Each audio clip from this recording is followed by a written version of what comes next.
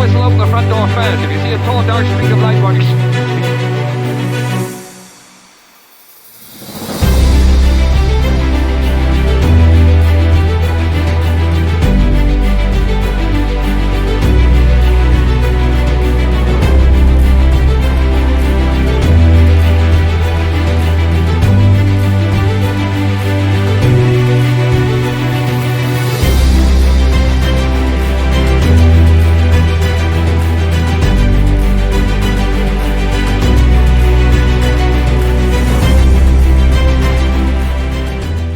And greetings, well, everyone. Welcome back to Gen X Cinema. Hope y'all are having a fantastically horrific day wherever you're at. And today we're back with another episode of the Ultra Retro Podcast. And, well, today we're discussing Frankenstein and its sequel, Bride of Frankenstein. And for those of you that are new to the channel, those of you who've been here for a while, welcome one and all. Hope y'all enjoy the discussion today. Hope y'all enjoy the video. And I hope I bring some new insight or pique your interest in these films. And let's just start off by saying this is essentially the great-granddad or one of the great-granddads of horror films, or what we would call monster movies. And a little background on Frankenstein and its sequel, Bride of Frankenstein. Now, for those you may be aware, for those you may not, this is actually based on the novel written by Mary Wollstonecraft Shelley back in the way back of 18. This book, the original novel Frankenstein or the Prometheus, was actually published in on January 1st of 1818. And this is regarded as many as one of the earliest versions of a science fiction, but also regarded as a somewhat more science tale within the horror or gothic genre. And Gen X generation and those that have come after us, we all grew up watching Frankenstein growing up. Now, yes, I acknowledge these movies, compared to what has been done over the last several decades and going into the 21st century and then to the 2020s, might seem a bit quaint, a little campy or cheesy.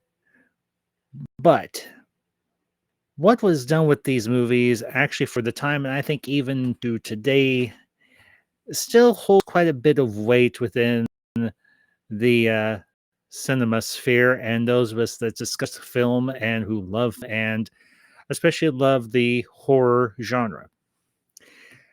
Now, when Mary Shelley, and I'll just refer to her as Mary Shelley, originally wrote this novel, she was a bit of a trailblazer because it was exceedingly rare for a woman to write, much less be published in the 1800s. It was not unheard of. It was not uncommon.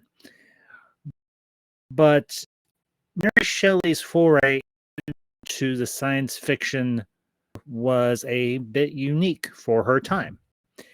And what she posited as the central idea around this story, what would happen if man tinkered with science and went too far and created, as the character of Victor Frankenstein in this said novel? Well, he created life, but he did not do it in the way that we know is as well common. It goes well within both scientific norms and even within biological norms. He took the bits and pieces of corpses and cadavers and so on and crafted a man. And what we have within this particular story is what happens when man tries to play or take the place of God or a um, creator figure. And this, a lot of us grew up watching this movie. We saw it as just another of Universal Studios monster movies. And there's nothing inherently wrong with it. Obviously, that is the intention of this movie. It's a horror movie. It's meant to shock. It's meant to jar and at times maybe extremely frighten. There's even in the original theatrical edition, they actually kept this when they started doing the various media transfers over the decades. And of note, the first VHS transfer from the original film print was done in 19. If it was not for that film that first transfer, we wouldn't have DVD, Blu-ray, or even 4K to this point, because as technology has progressed, so has the transfers of this movie. But at the beginning of the movie, one of the actors, Edward Sloan, who plays Waldman, who is one of Victor Frankenstein's professors from when he was in university. Edward Van Sloan comes out from behind the curtain in a very showmanship-esque style and informs the audience that if you don't feel your constitution is strong enough for this movie, you should probably leave now. But if you are willing to stay, well, you've been warned. And I know for our time, this would probably seem, like I said, somewhat archaic, maybe a bit quaint, a little campy. But at the time, if you think about the context of the time at which this movie had been released, this was in 1931. The world, and particularly the United States, was in the early years of the Great Depression. And they felt that people's constitutions may not be sturdy enough to handle a movie dealing with a playing around with dead bodies and preserved brains and so on, and creating a man of his own. Now, speaking from personal experience, have I ever read the novel? No, I will be the first to admit I have not. I have not read the novel by Mary Shelley. Have I considered it? Yes, absolutely I have. And I may very well at one point or another read the novel. Now, I audio essays on Frank? Yes, I have. And I will say that, yes, this particular adaptation of Frankenstein does vary in certain elements drastically from the actual novel. Whereas the actual novel is told from the perspective of Victor Frankenstein and several other individuals that he interacts with, including the creature himself. But I find this particular adaptation does meet the spirit of the story that Mary Shelley was originally intending to tell. Now, as to the movie itself, well, we'll start here with, of course, picture portrayed by the now iconic actor Mr. Boris Karloff. And this is the part. Now, Karloff had been an actor in Hollywood for a number of years, and you could say he had a bit of a struggling actor. And the director, one Mr. James Whale, was tasked by Universal Studios and the head at that time, or one of the heads at the time, Carl Laemmle Jr., to produce this picture, direct it, film it, well, obviously.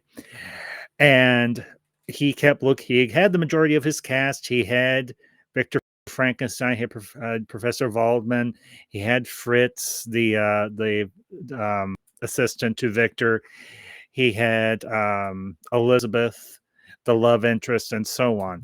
But the one person they had not found as of yet was the creature. And one day in the Universal Studios commissary, James and Boris Karloff were having lunch, and Whale happened to see him from across the way. And Karloff he took pride in his appearance, not a overdue or overinflated sense of pride, but he was raised a British gentleman, and he took very great pride in his appearance. And he was actually filming another movie at the time, and Whale, um, if memory serves, contacted Karloff and was said, "We'd like you to test for this particular role." And he's like, "Because you have the right type of look in your facial features and your stature that we think you'd be a good fit for this particular role." Now, in the years afterwards, Karloff would comment that he was a bit taken aback, but he ultimately by Whale's comment, but he was by no means offended. But because he took such pride in his appearance and how he presented himself, he was like, "Did I really look that horrible that they thought I'd be a perfect fit for this role?" Now, of course, this would be the role that would make Karloff's career. He would go on to do, obviously, Frankenstein, The Bride of Frankenstein.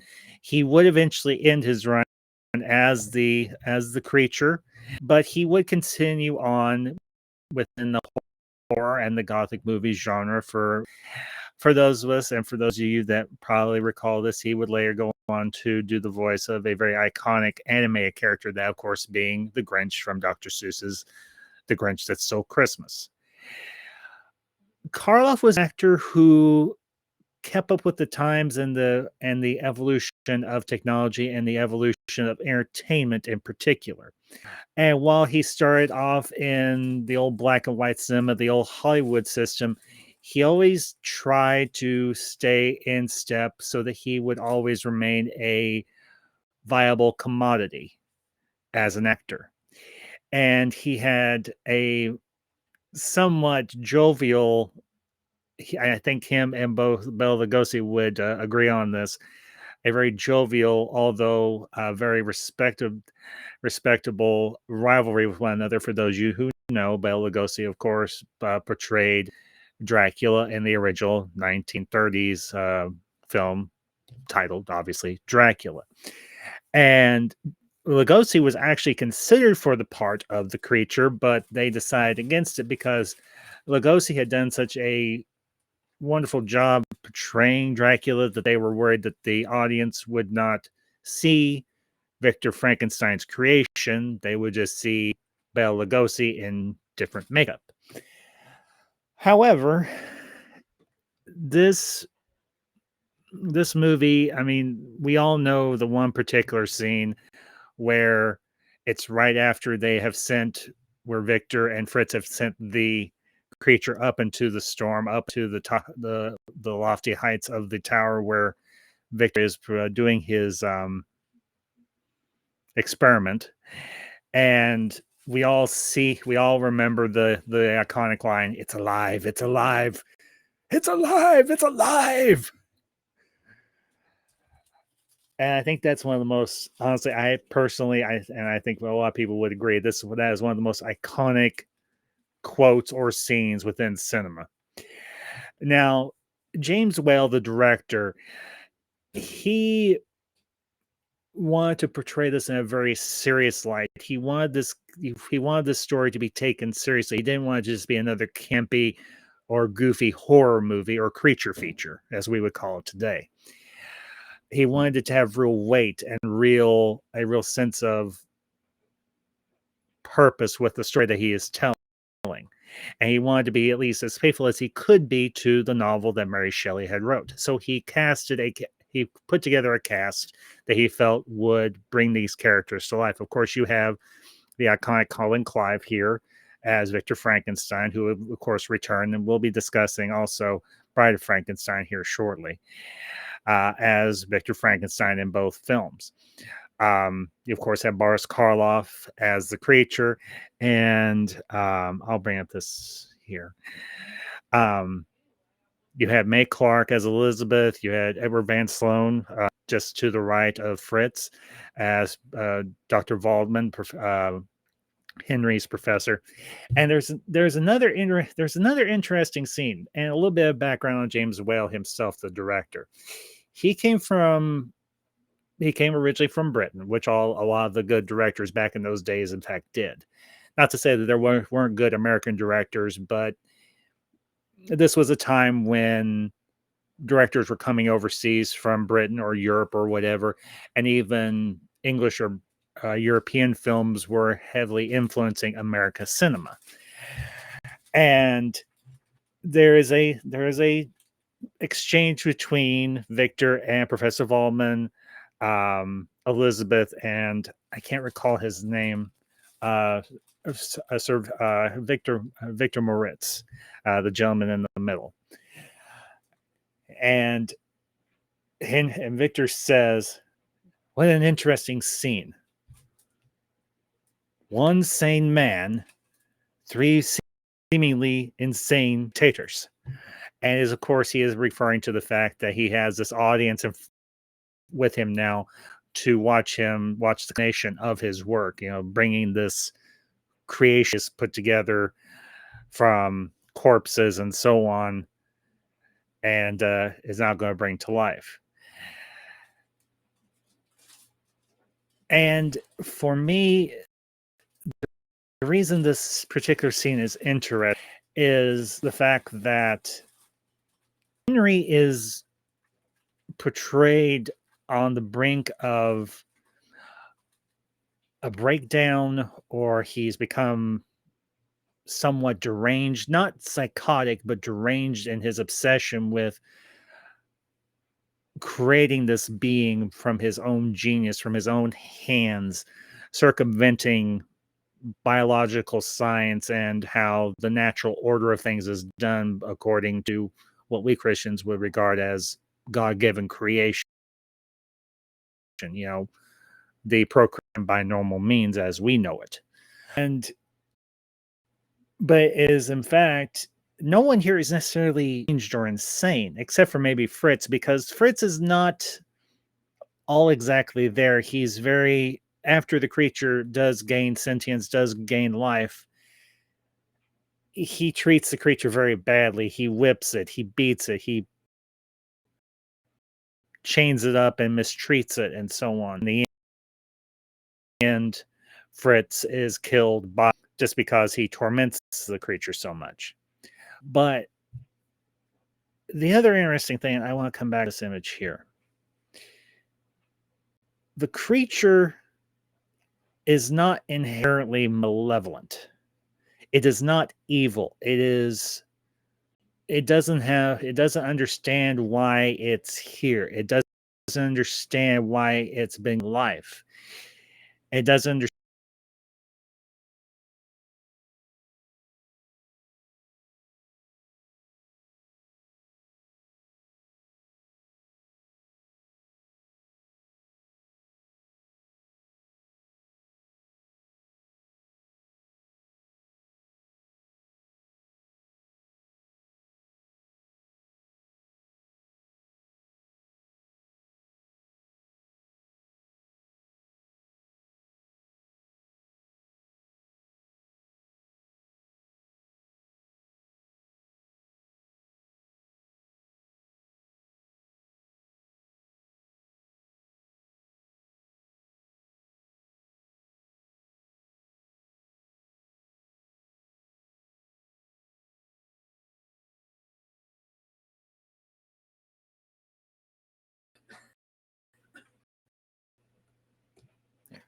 Okay.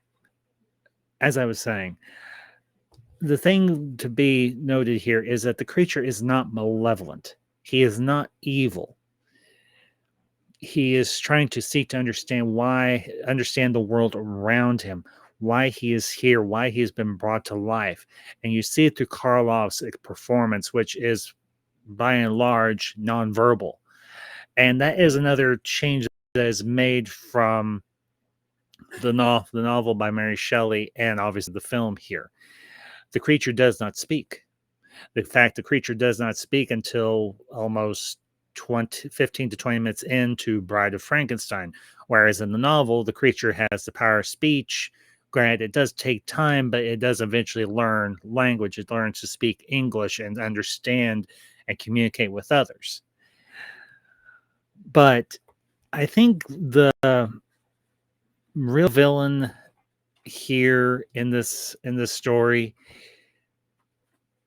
is seemingly the townspeople. Now, these are not people who are malevolent by any means. The creature, because of his lack of understanding, has taken the life of a young child. And this caused one townsperson to become very distraught. And of course, the creature does eventually come to Castle Frankenstein and attacks um, Elizabeth, Victor's fiance. Now, she is not harmed. She is terrified, very drastically so, and she falls unconscious because of her interaction with the creature. But there is no inherent villain here. As a matter of fact, in both films, the creature, both the creature and the bride, are not the villains. They are here against their will. They are almost victims of man's desire to tinker with science and with nature and to try and figure out how they can do what God does, in a manner of speaking. And I said, you can see in this shot here, Victor is disheveled. His hair is a mess. He has this very crazed and passionate look in his eyes. And it's his thirst for knowledge and his thirst to do more than maybe he should because of his scientific research that drives him this far. You could almost say that scientific progress and man's thirst for knowledge is a malevolent motivator, because it's our strive to understand the world around us and to understand nature and to become more scientifically and technologically progressed that almost at times makes us go a bit rails. Now, one element that they did keep from the novel, now granted this again this is changed. There is a confrontation between Victor and the creature when the townspeople start to go on a manhunt for the creature. Victor, of course, heads up one of the parties, and he eventually does encounter the creature in the mountaintops or in the mountains above the village. Now, the creature obviously orders him and drags him to a windmill. And a fun, I don't want to say this is necessarily a fun fact, but an interesting fact, due to certain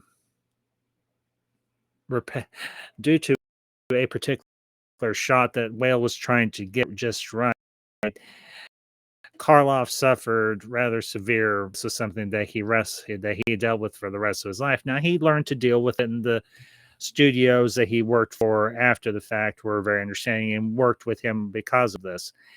But it was something that unfortunately Karloff had to deal with throughout the rest of his life. But what we have here is we have the townspeople surrounding this windmill, and you have the creature lugging Victor up into the upper stories of the windmill, and eventually they set fire to the structure. And what ends up happening is that the creature ends up tossing Victor down. Obviously, they didn't. The way they did this was actually, as we would say, is somewhat campy compared to what we can do nowadays. But Karloff, or the creature, tossed a stuffed dummy that's supposed to be Victor off of the mill. And the dummy hits one of the blades on the windmill and then finally falls down around the crowd. And of course, obviously, they have Colin Clive there amongst the crowd. They switch out the dummy. But what ends up happening is this is where the movie does vary rather starkly from the novel, because in the novel, the creature keeps hunting down, or rather, Victor and the creature are in a protracted game of cat and mouse, where the one is trying to catch up to the other and find them and ultimately destroy them.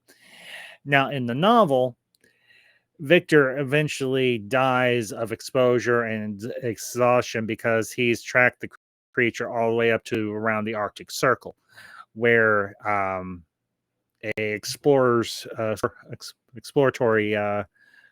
ship is trying to get to near the North Pole or the Arctic Circle, and they find they find Victor barely clinging to life, and this is where Victor recounts his entire life story. Now, we obviously do not get this in this film because the film itself is only about an hour, a little over an hour, and that is true also of Bride of Frankenstein. So a lot of elements within the main story from the novel were either compacted down or were left out for the second time. Now, there have been various other adaptations of Frankenstein. I know that there was one actually called the Mary Shelley's Frankenstein that starred Robert De Niro as the creature. Grant, I have never seen it. Obviously, there is the very iconic and I think extremely well parody of Frankenstein known simply as Young Frankenstein, done by Mel Brooks, which is obviously a favorite of yours truly. I love Young Frankenstein. I have loved it ever since the first time I saw it on DVD.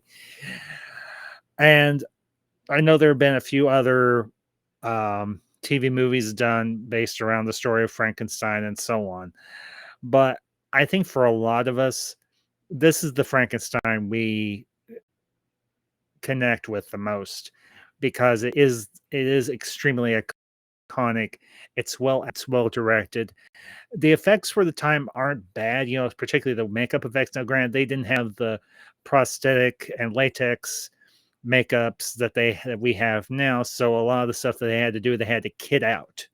They had to do a bit of a kit bash, to use a toy manufacturer's term, to create the makeup for the creature, also for the bride. But what we have ultimately, I think, is a very iconic and a very well done story, a very good adaptation of Mary Shelley's original novel. Now, moving on to Bride of Frankenstein. This film would actually, where Frankenstein, the original film, came out in 1931.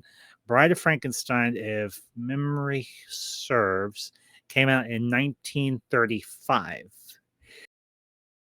And of course, we have, by and large, a return of the original cast. There are a few changes. The actress who plays Elizabeth is a different actress at this time. It wasn't Mae Clark, who played Elizabeth in the original film. But we do have the introduction of who would become very well known within the horror movie circles or anything, for portrayal of the bride, and also as the author herself, Mary Shelley, and that was, of course, Elsa Lanchester. Those of you that might be a bit older and recognize the name, for those of you that may not, Elsa Lanchester also made an appearance in numerous films throughout her career, but one of the most noteworthy to my memory, she played one of the nannies in Mary Poppins. Now, here we have a young Elsa Lanchester, see between actors portraying Lord Byron and Mary Shelley's brother Percy Shelley. And what they did was, and here's the interesting thing. To the best of my knowledge, this is one of the first sequels done to a major motion picture. Up until this point, a follow-up story had never been done for a major motion picture. Now, I might be incorrect in that, but this is to the best of my knowledge, or at least let's say this is the first incarnation of a horror movie sequel. Let's put it that way, at least. And as we know, the horror movie genre, it's become very well known for producing, at times, ad nauseum numbers of sequels. This is true also with the old Universal monster movies, or at least them bringing back characters that they have used before. They did this with Frankenstein. They did not do this with the Bride. This is the one and only on-screen appearance of the Bride of Frankenstein. They did it with the Wolf Man. They did it with the Invisible Man. Even they did it with the Mummy. Now, granted, the original Mummy was, of course, played by Boris Karloff, but after him, other actors would become different incarnations of course, the Mummy. But this is, as I said, the first attempt, and I would say it was a very successful attempt to do a follow up film or a sequel to a major motion picture in the horror genre. Now, what we have here is we have a different opening compared to Frankenstein itself. We don't have a burial and we don't have all of this other stuff. We have a miniature castle zoomed in on with, at the time, very impressive, but to today's standards, very cheesy looking weather effects. And it zooms in, of course, goes in through a major window, goes through a window. And of course, we have Mary Shelley, her brother, and Lord Byron. And she recounts the story that she wrote. And of course, it picks up. They do reuse some footage from the original film or anything for Mary Shelley's recounting of the story. But then, of course, we have in the aftermath of the windmill falling in on itself and burning down. A few minutes, a little while, a little bit later, we do discover that, of course, the creature is alive. Now, I do apologize for the quality of this picture. I searched as hard as I could for a better of this particular scene, but unfortunately, this was the best one I could find. Now, the actress that you see here, I know her picture is not the best, but for those of you that have seen The Invisible Man, the original one with Claude Rains, this actress may be well known to you. Her name is, in fact, Una O'Connor. Now, she plays one of the maids at Castle Time, but in The Invisible Man, she played the innkeeper's wife. And she had a very shocking personality. She had this very high-pitched scream that that we hear and see in both Bride of Frankenstein and The Invisible Man. And she's just standing there completely oblivious, wondering where her husband has gone. Or, well, not her husband, where everybody else has gone to. And of course, we have the creature who crawls up out of the wreckage of the burned down windmill. And she's just staying there muttering to her, turns around and she lets out this blood curdling scream. She's like, ah! And my cats are looking at me like I'm crazy. Anyway, and she runs off, jabbering back to Castle Frankenstein that the creature is still alive and no one wants to believe her. They're like, how could it have survived? We saw the whole windmill burn down and the creature burned up with it. She's like, no, it's alive. It's alive. And they're like, you're nuts. But then a little while later, they do bring the body of Victor Frankenstein back to the castle, obviously. And of course, we have Colin Clive reprising his role here. Now, sadly, this would be one of Colin Clive's last roles because in doing my research, I learned that he had a long struggle. He had a long struggle with alcoholism, and unfortunately, it would ultimately claim his life. But what I will say here is, I'm glad these movies exist. If for one reason, to memorialize Colin Clive's ability as an actor, because yes, his parts in these movies might seem a bit odd to our modern sensibilities, but ultimately what we have here, I think, is a very complex and a very interesting portrayal of the character of Victor Frankenstein. And yes, it is not true to the novel, obviously, at least not in totality, but at least partially it is very accurate to the character of Victor Frankenstein that is in Mary Shelley's novel. Now, as time goes on, Victor is approached by another character, and I'll bring up his picture here. The character of Dr. Parnassus, portrayed by Ernest Thesiger. and that is the gentleman here to the, well, gentleman with the, well, y'all know who look. Colin Clive, Ernest Thesiger is to his left, or vice versa. And they're looking over the constructed body of the bride here. But Ernest Thesiger, his role in this film is also, I will say, a bit eccentric, but very memorable because he is a scientist not unlike Victor is. He was actually another one of Victor's professors in university. However, because of some of his theories and his ideas and some of the experiments that he was carrying out, he was booted out of the university, as his words, as to his wording of it. I was booted out of university because my ideas were considered radical. Now, of course, the character of Dr. Parnassus is a rather interesting one because this is as I mentioned, this is a scientist not unlike Henry Frankenstein.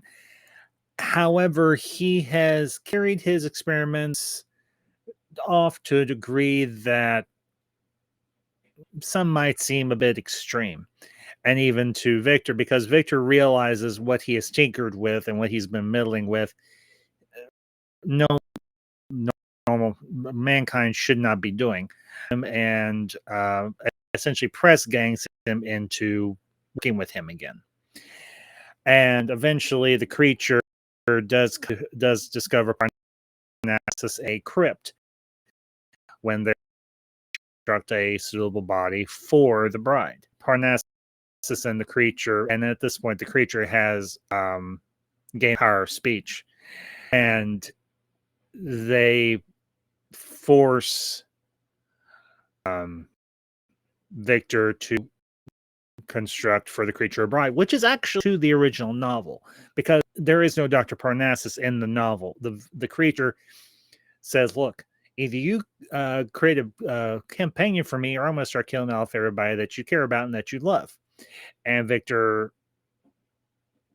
refuses to do so, so the creature keeps good to his word, and he does kill off Elizabeth, kill off a lot of his friends and family, and eventually isolates him to the point where, as I mentioned a few minutes ago, Victor has fled to the furthest corners of the world and everything to try and escape the creature and also to track him down. But in this particular adaptation, we have the character of Dr. Parnassus by Ernest Thesiger. And I have to admit, I found the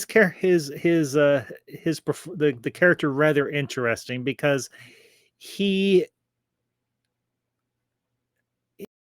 comes off as someone who has all the manners and upbringing of a proper gentleman, but whose scientific ideas are a bit out there.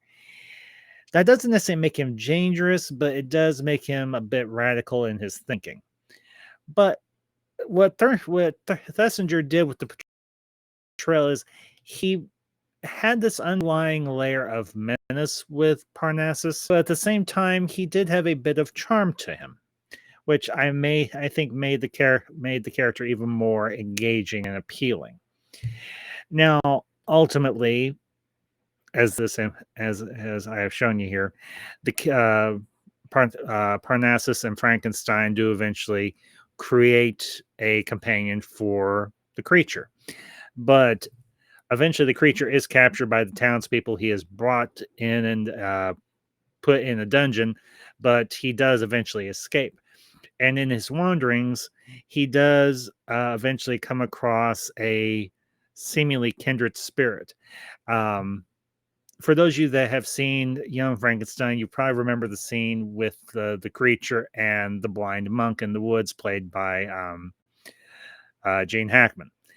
I would encourage you, if you've never seen Young Frankenstein, at least check out that scene because it is very, very charming and very, very funny. And there is a bit of humor in this particular scene, but what you have here is a creature who doesn't understand the world around it, and a man whose ability to interact with the physical world is somewhat diminished because he is in fact blind. But what happens over the course of 2 or 3 scenes is we see that the monk starts to teach the creature how to speak to the world around him, to teach him what is good and what is bad. That bread is good, and fire is good, and smoke is good, and wine is good. That there are good things in the world. That not everything in the world is there to is dangerous or is harmful to the creature, and that the creature finds for the first time belonging and companionship. And but unfortunately, due to no fault of the monk, a couple of cronies that are working for Dr. Parnassus come across the blind monk's home in the forest, runs him off, and the creature is alone again, and eventually crosses paths with Parnassus. Now, eventually, throughout the course of the film, Parnassus and Frankenstein do create the bride, much in the same way that they created, as Victor created his creature. But the one difference is here, and this is a point that some people miss. Parnassus creates an artificial brain for the bride rather than putting a brain from a previous body into the body that they have constructed. And of course, we have Elsa Lanchester portraying the bride in the film and everything, where she was she played Mary Shelley at the beginning of the film, and she has virtually no dialogue. She hisses, she screams, she kind of stumbles around, and the creature realizes that she hates him because she doesn't understand him any more than he understood the world around him either. And in a interesting change from the novel to this, the creature tells Frankenstein and Elizabeth that they should both, that he is going to destroy the laboratory, Parnassus, the bride, and himself. And ultimately, he does do that. And granted, the bride only has a few minutes of screen time in the film, but she has remained a movie icon ever since then. And if you have never, and I hope I have not spoiled either one of these movies. Granted, these movies were made in the 1930s, so if you've not seen them, you need to see them once. But if this video has done anything for you, I hope it has. If you have not already, check these films out. Yes, they are dated. They are extremely dated for the time, but they are by no means boring movies. They are not. Because I have always been one who has appreciation for black and white film, even since I was a kid. I grew up on black and white movies. Films like this, the Universal Monster, Casablanca, and all those others that I are the category, as I call it, of ultra retro cinema. So, but with all that being said, I hope you all enjoyed the bits and pieces that I've brought to you. Like I said, I hope if you have not seen these films, I hope I've given you some incentive to check them out on your own. And if you have done so, drop a comment down below and let me know, what did you think? Are you going to check them out? Have you checked them out? And if so, obviously, what did you think? But you all have a great one. I will see you all next time. And this is the Ambassador, signing off.